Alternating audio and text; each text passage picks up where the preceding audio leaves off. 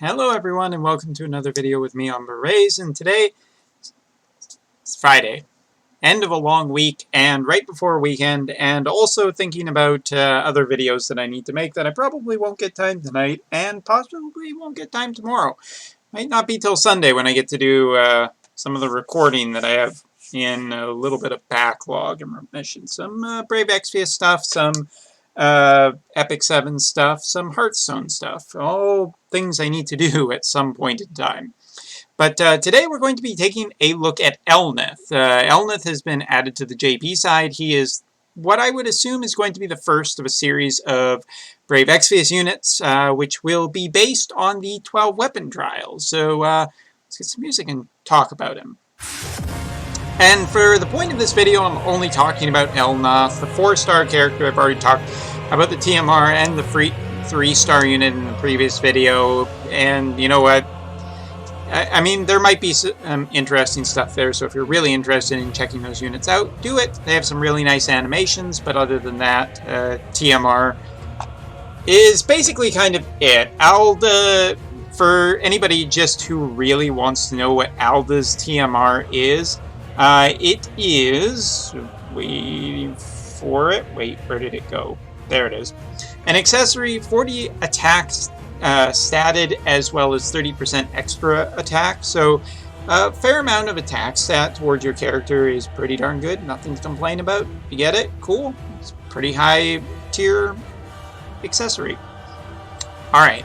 But Elnath is definitely the one that I do want to talk about, and let's take a look at his limit burst, because I'm going to be interested in looking at all of the limit burst animations for all these characters, mainly because they're super cool, man. Like, this feels kind of, you know, thematic of the fight, and I like that. I like that these characters, if they are really going to resemble their counterparts to an extent. Alright, so talking about Elnath. Elnath's kit is pretty...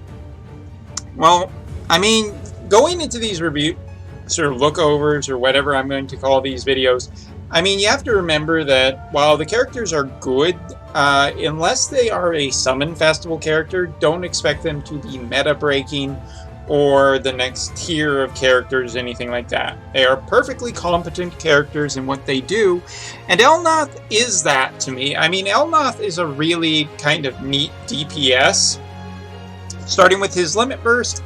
Lightning physical damage 23 times with a ignore defense of 50% to all enemies.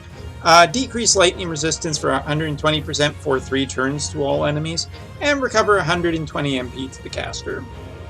120 MP, definitely not bad. It's only 34 crystals too, so it's pretty cheap to charge.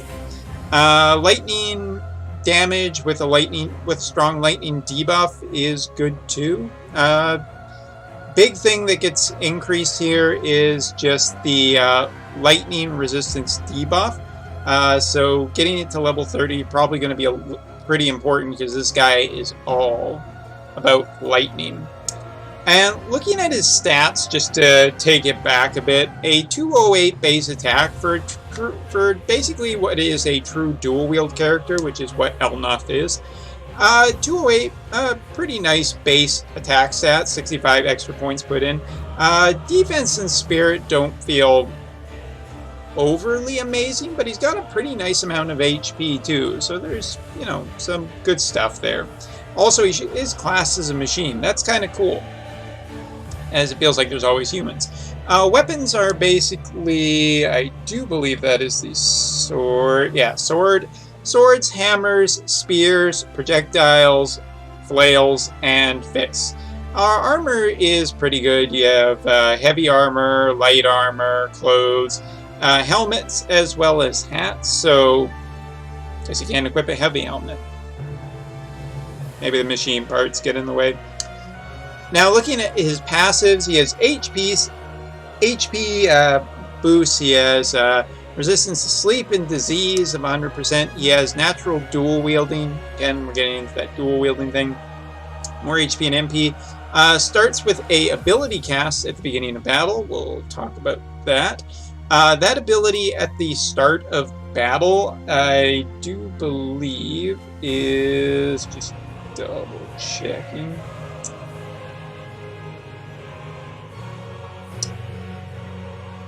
It's not that. Where was it? I thought it was his attack boost where he got revived, but it maybe the data got slightly changed. I'll have to come back to that one. 7% MP recovery per turn, 40% attack when equipped with a fist, more attack and defense, counter abilities, max 1 per turn. Those are important. We'll talk about that. Basically has 100% true dual wield throughout his 7-star kit, 6 and 7-star kit.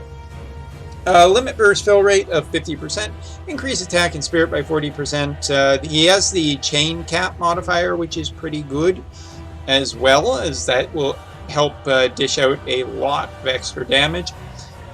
For his own TMR being or super TMR being equipped, attack, defense, and MP all get up to 40%, and he gets a modifier increase, nothing big though.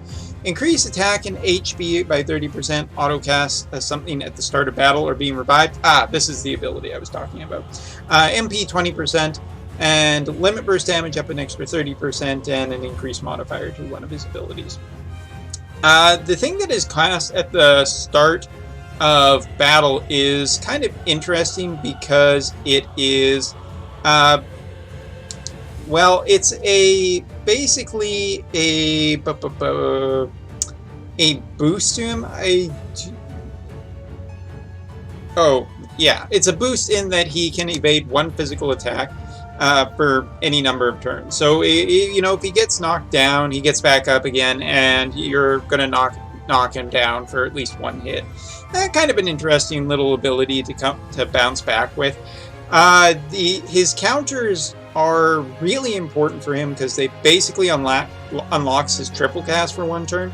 And that is this really feeling super dated part of his kit. I don't know if this was thematic for Alan, where they're like, well, the 10-man trials came out last year, so let's make this unit's design somewhat like last year's units.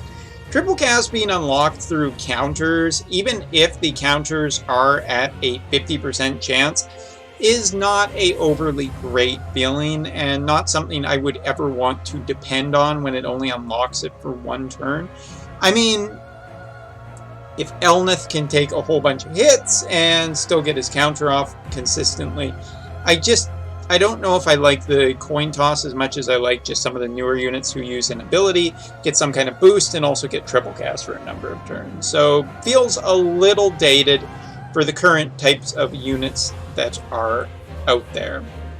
But boy, does he not have some actually really interesting stuff in his kit. He has a grants chance to counter physical attacks taken by all allies except caster, 100% with a physical damage 2 times for 3 turns to caster. Increase limit burst gauge fill rate at 100% for 3 turns to all allies. So, kind of an interesting little counter ability and a limit burst gauge up. He has a physical damage to all enemies and remove all status effects from all allies, which is curious that he's kind of like a support physical DPS too. That's kind of neat. Physical damage 2.5 to all enemies and decrease lightning resistance 80% for 3 turns to all enemies. Again, lightning. Increase lightning resistance 80% for 3 turns to all allies. Increase resistance to paralyze and confuse 100% for 3 turns to all allies. Add lightning element to physical attacks for 3 turns to 1 ally. Mitigate damage taken 30% for 3 turns to an ally and evade 1 physical attack for so many turns to 1 ally. Kind of a neat idea for him finding a lightning chaining partner. I wasn't overly convinced that you want to find lightning equipment or anything, but being able to have just give a lightning element, mitigate damage to that ally, and make them evade a physical attack is kind of cool. Just because you don't want that character to die, obviously. So Elnath is kind of supporting that character, and that's pretty cool. He has a physical damage attack ability where decreased lightning resistance 120% for 3 turns to 1 enemy, and the modifiers aren't super high on it. It is backloaded. And it is AT chaining. AT chaining is not the current major form of chaining on the JP side. It is Stardust Ray, which means that you're kind of going to need to pull a older DPS. This is probably fine for people who are just sticking with older DPS and are happy with older DPS. So if you're an AT chainer but you've been looking for something a little newer, then Elnath could be, in theory, the character that you are looking for. He has natural double cast too, in a 6-star. Gain into a 7-star, he has a lightning AT chaining backloaded damage, ignoring 50% defense, and this is the one that gets some modifiers up. Nothing overly impressive, but pretty good. 3-turn cooldown, available on turn 3. He has a increase attack 250% for himself for 1 turn. Decrease defense 70% for 1 turn to all enemies, and lightning damage of an 18 times with ignoring 50% defense to all enemies. So this is interesting. It's a really big buff for him. It's a big defensive debuff to the enemy, and then it's a AoE AT chaining lightning attack. In theory, this is a really nice all-in-one package. It's also 3-turn cooldown isn't the longest cooldown, and it does have a chain family to it. But I wish the buffs were a little bit longer. Just a 1-turn buff just doesn't feel that great. It's nice for that turn. It gives him like some really good burst damage. But again, this is a unit that feels a little bit more designed back when these trials were coming out.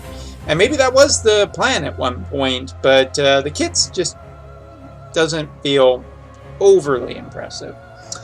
And his last cooldown ability, 5-turn cooldown, build turn 1. Evade 2 physical attacks for 3 turns to all allies. Increase modifiers for 3 turns to his 1 big lightning chaining ability, 7-star.